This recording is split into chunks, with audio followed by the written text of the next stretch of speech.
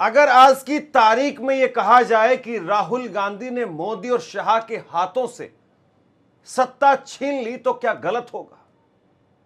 ED, CBI, IT, jail, इतना सब कुछ होने के बाद में, इतना प्रेशर होने के बाद में अगर ऑपरेशन लोटस ना चल पाए तो फिर क्या होगा।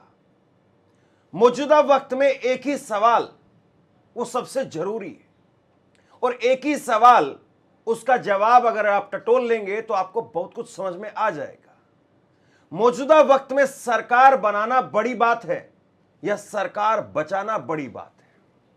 मौजूदा वक्त में यह क्यों कहा जाता है कि ममता बनर्जी अगर बहुमत 148 से अगर 5-10 सीटें ऊपर भी अगर चली भी जाती तो भी उनकी सरकार नहीं बन पाती। सवाल बहुत बड़ा है और सवाल हर राज्य में खड़ा हो जाता है कि अगर बीजेपी आपसे 10-20 सीटें अगर कम भी रहेगी तो बीजेपी ही सरकार बनाएगी। अब आखिरकार इस सवाल के मायने क्या है। एक वीडियो जरा ये देख लीजिए। ये वीडियो 2 साल पहले की है। लोकसभा का चुनाव चल रहा था और लोकसभा के चुनाव में Rahul Gandhi rally the rally Baba Saheb Bhimrao Ambedkar के संविधान को लेकर के घूम रहे थे और उसी दौरान का यह वीडियो है जब गाड़ी के अंदर 3 नेता मौजूद थे, मल्लिकार्जुन खड़गे, सिद्धरमैया और राहुल गांधी। 3 नेता उस गाड़ी में मौजूद थे और राहुल गांधी का सवाल था आइडियोलॉजी या पावर, क्या चाहिए, क्या बड़ी है, पावर बड़ी है या आइडियोलॉजी बड़ी है। और यह बात और यह जवाब उस वक्त में जो सिद्धरमैया ने दिया आज की तारीख में फिर से वायरल हो रहा है।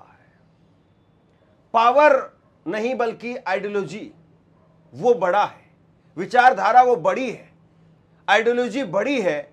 ये बात सिद्धरमैया ने उस वक्त में तो सिर्फ कही भर थी, लेकिन आज की तारीख में इस चीज को उन्होंने करके दिखाया है। और न केवल सिद्धरमैया ने इस चीज को करके दिखाया बल्कि एक तरीके से कांग्रेस के उन तमाम कद्दावर नेताओं को भी आईना दिखा दिया जो एक एक करके पावर और आइडियोलॉजी में से पावर को चुनते हुए कांग्रेस को छोड़ करके चले गए। लिस्ट बहुत लंबी है, फहरिस्त बहुत लंबी है, लेकिन राहुल गांधी जो कुछ कह रहे थे मुझे लगता है कि पहले उसे सुन लिया जाना चाहिए। राहुल गांधी वो सिद्धरमैया से सवाल पूछते हैं, अंग्रेजी में वीडियो है लेकिन आप भली भांति समझ जाएंगे। राहुल गांधी सिद्धरमैया से सवाल पूछते हैं और कहते हैं कि सत्ता या विचारधारा। सिद्धरमैया कहते हैं कि विचारधारा। राहुल गांधी पूछते हैं कि क्यों, विचारधारा ही क्यों। सिद्धरमैया ने कहा कि सत्य और विचारधारा बहुत जरूरी है। इसके बाद में मल्लिकार्जुन खड़गे से भी राहुल गांधी ने यही सवाल किया। राहुल गांधी ने यही पूछा तो खड़गे साहब कहते हैं कि विचारधारा। राहुल गांधी खुद भी जवाब देते हैं। राहुल गांधी कहते हैं कि मेरे लिए भी विचारधारा जरूरी है। जब हम इतनी बड़ी पार्टी को चला रहे हैं तो इसमें सत्ता हो या ना हो, लेकिन विचारधारा अगर नहीं होगी तो पार्टी बिखर जाएगी। इतने बड़े संगठन को चलाने के लिए जाहिर सी बात है विचारधारा जरूरी है। आप एक बार जरा पहले इस वीडियो को सुन लीजिए और उसके बाद में ये कागजी बातें थी या फिर वाकई राहुल गांधी उसी वक्त में 2024 में जिस तरीके से ये बात पूछ रहे थे वो एक तरीके से बताने की कोशिश कर रहे थे कि सिद्धरमैया जी तैयार रहिएगा, ये चुनने का मौका आपको भी मिलेगा और प्रैक्टिकली आपको दिखाने और निभाने का मौका भी आपको मिलेगा और प्रैक्टिकली वो आपको करके दिखाना भी है। और आज की तारीख में सिद्धरमैया वो नेता बन गए जो कम से कम इस चीज को करके दिखा रहे हैं। सिद्धरमैया जी बताइए, सत्ता या विचारधारा? Vichardhara. विचारधारा। Why? It's because ideology is always important. Yeah. We have to place before the people the ideology of the party and the programs of the party. And what if you are in power, you have to tell the people our achievements. Then only the people will definitely appreciate our stand and they will bless us. सत्ता तो आती है और जाती है, लेकिन विचारधारा को कायम रखना ये बड़ी बात है। इसके लिए हमारे नेताओं ने कुर्बानी दी है। I agree with both Kharge ji and Siddharamaiya ji. You cannot, in my view, you cannot go as a large organization. You cannot go towards Satta even without a clear understanding of Vichardhara. and we have to convince the people of our Vichardhara, which is pro-poor, pro-women, plural, treating everybody equally. So the fight, political fight, at a organizational level, at a national level, is always about Vichardhara. Transparency and simplicity. अब जिस तरीके से सिद्धरमैया ने आकर के दिल्ली में मुलाकात की और उसके बाद में ये तस्वीर निकल करके सामने आई जब सिद्धरमैया को राहुल गांधी गले लगा रहे हैं, और न केवल राहुल गांधी गले लगा रहे हैं बल्कि राहुल गांधी थोड़े से झुके हुए से नजर आ रहे हैं। यानी एक तरीके से सिद्धरमैया ने कुर्सी तो जरूर दी है, लेकिन कहीं ना कहीं राहुल गांधी की जो सोच थी या राहुल गांधी का जो भरोसा था उसको कहीं ना कहीं जीत लिया है। और यही काम कई नेता ऐसे रहे कांग्रेस के जो कर नहीं पाए। जो काम सिद्धरमैया ने कर दिया, अगर वो काम राजस्थान के अंदर अशोक गहलोत ने कर दिया होता, और अशोक गहलोत के पास में तो बहुत बड़ा ऑफर भी था, अशोक गहलोत के पास में कांग्रेस के प्रेसिडेंट बनने का ऑफर था, लेकिन खैर अशोक गहलोत केवल बयान देते रह गए कि कुर्सी मुझे छोड़ नहीं पा रही है, मैं कुर्सी को छोड़ना चाहता हूं लेकिन कुर्सी मुझे छोड़ नहीं पा रही है।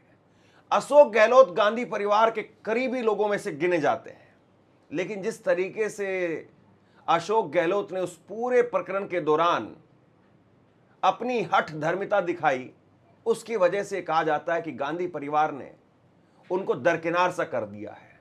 और आज की तारीख में राजस्थान के अंदर चाहे अशोक गहलोत हो चाहे सचिन पायलट हो, उनसे ज़्यादा काम और उनसे ज़्यादा तवज्जो इस वक्त में गोविंद डोटासरा और टीकाराम जूली को मिल रही है। लिस्ट बहुत लंबी है, लेकिन मैं एक ताज़ा उदाहरण आपको दिखा देता हूं। कांग्रेस से बहुत सारे नेता वो कूद करके भाजपा के अंदर गए, लेकिन आज की तारीख में उनकी क्या स्थिति है इस बात को भी जरा समझ लीजिए।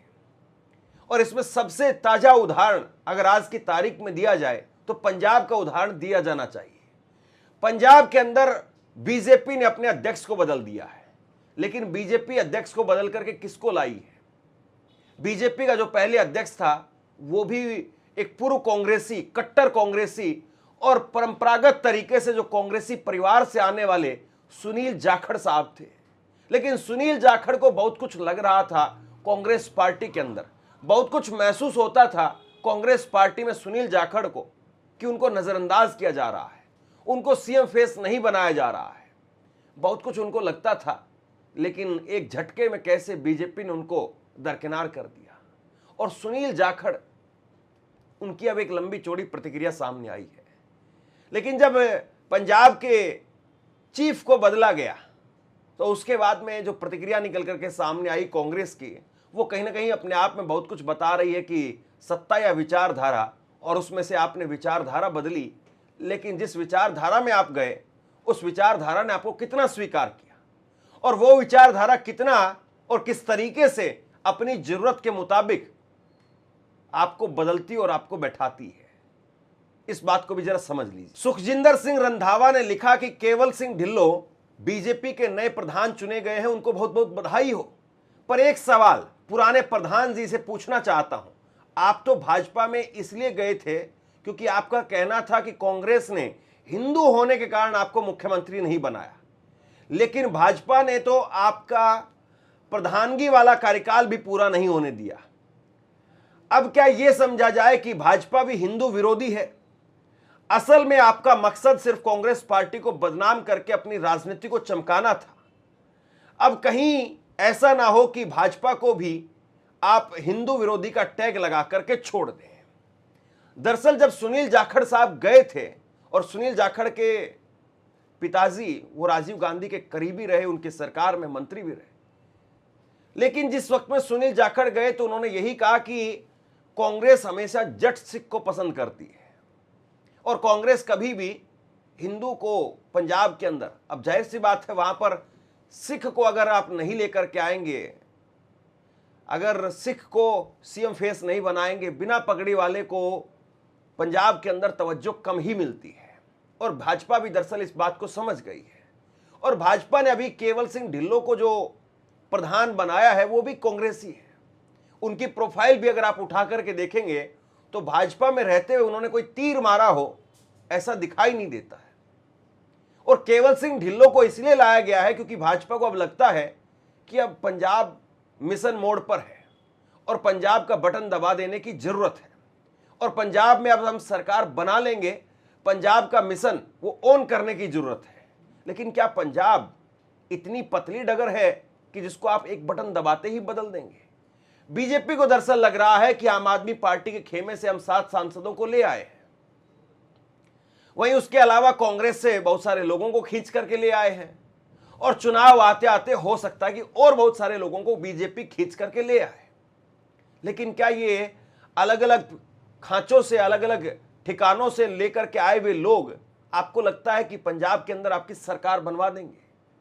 और पंजाब का वो आम किसान, पंजाब का वो किसान जो दिल्ली के अंदर 13 महीने तक अपनी शहादतों के बावजूद डटा रहा, क्या वो बीजेपी के इस ऑपरेशन को नहीं समझ रहा है कि किस तरीके से बीजेपी बोतल बदल बदल करके वही शराब डाल करके ढक्कन बंद कर रही है? जिस तरीके से अलग अलग पैकिंग में बीजेपी एक नई टॉफी, एक नई मेलोडी खिलाने की कोशिश कर रही है, क्या पंजाब का आदमी उसको नहीं समझ रहा है? पंजाब में दरअसल एक कहावत कही जाती है और पंजाब में कहावत यह है कि सोने की भले ही आप थाली दे दो, लेकिन अगर दाल में टेस्ट नहीं है तो फिर खाने में मजा नहीं आता है, खाने में स्वाद आता नहीं है। और इसलिए थाली भले सोने की हो, चांदी की हो, तांबे की हो, लेकिन दाल में तड़का जरूर होना चाहिए। और पंजाब की राजनीति में अगर आप पंजाब का देसी तड़का नहीं लगाएंगे और पंजाब में आप बाहर से लाए हुए मसालों से दाल बनाने की कोशिश करेंगे तो दाल बिगड़ जाएगी। खैर, पंजाब की राजनीति से बाहर सचिन पायलट को आप देखिए, पंजाब की राजनीति से बाहर आप मध्य प्रदेश में सिंधिया को देखिए, उत्तर प्रदेश में आरपीएन सिंह को देखिए, एक बहुत लंबी फहरिस्त है। रीता बहुगुणा जोशी को देखिए। और किस तरीके से राहुल गांधी ने, जिस वक्त में डॉक्टर मनमोहन सिंह की सरकार थी, उस वक्त में खुद कोई मंत्रालय ना लेते हुए अपने करीबियों को सबको मंत्रालय दिलवाया और आज वो सारे, केवल सचिन पायलट को अगर आप छोड़ दें तो सारे के सारे भाजपा में जा चुके हैं। तो क्या राहुल गांधी का जो सवाल कि सत्ता जरूरी है या आइडियोलॉजी जरूरी है, और वो इस पावर स्टेयरिंग पर इस वक्त में आ चुके हैं कि वो अपने हर नेता से वो डिसाइड करवाएंगे कि आप सत्ता के सहारे जाएंगे या फिर आइडियोलॉजी के सहारे जाएंगे। और क्या राहुल गांधी कम से कम 2024 के चुनाव के बाद कांग्रेस की कमान अघोषित तौर पर न केवल अपने हाथ में ले चुके हैं, बल्कि अब कांग्रेस में जो कुछ होगा उसमें राहुल की छाप रहेगी। कहा यह भी जाता है कि सिद्धरमैया ने जब इस्तीफा दिया तो उसके बाद में वो दिल्ली गए, उससे पहले भी 6 घंटे की उनकी मुलाकात खड़गे साहब और राहुल गांधी से हुई थी। लेकिन राहुल गांधी और खड़गे साहब की तरफ से यही कहा गया कि आप पहले इस्तीफा देकर के आइए और उसके बाद में आप जो चाहेंगे वो होगा।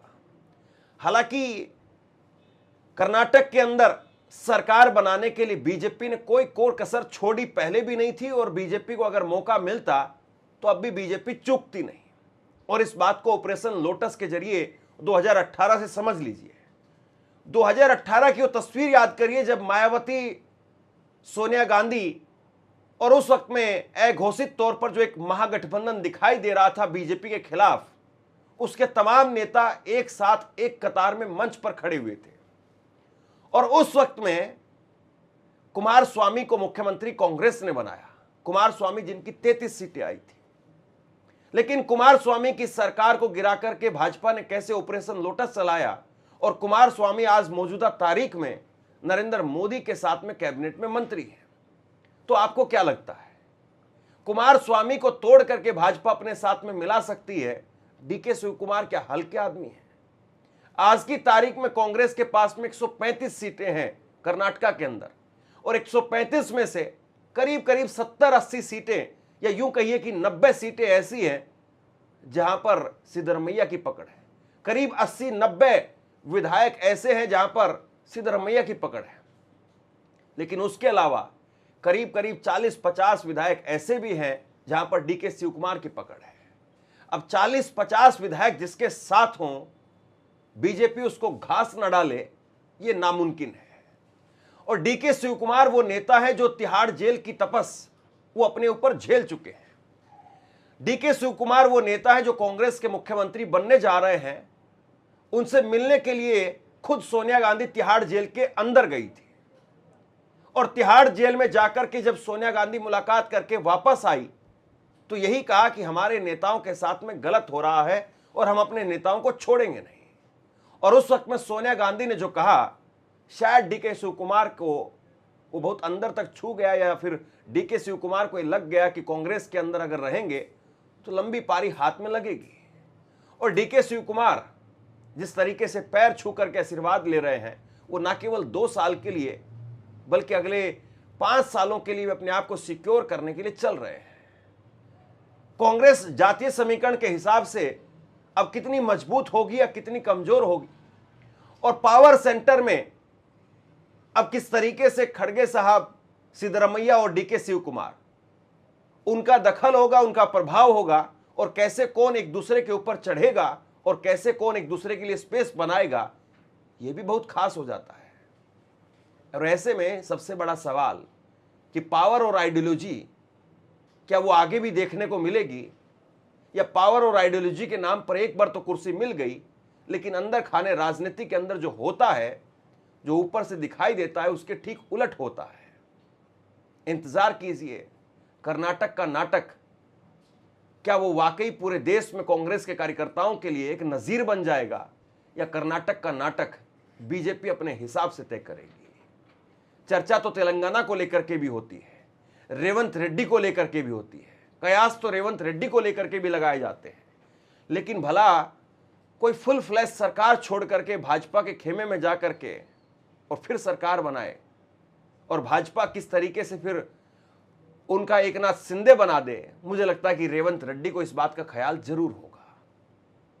शेयर कीजिए इस खबर को, और आप क्या सोचते हैं नीचे कमेंट सेक्शन में लिख करके जरूर बताइए। वीडियो को लाइक कीजिए और चैनल को सब्सक्राइब जरूर कीजिए। शुक्रिया, थैंक यू।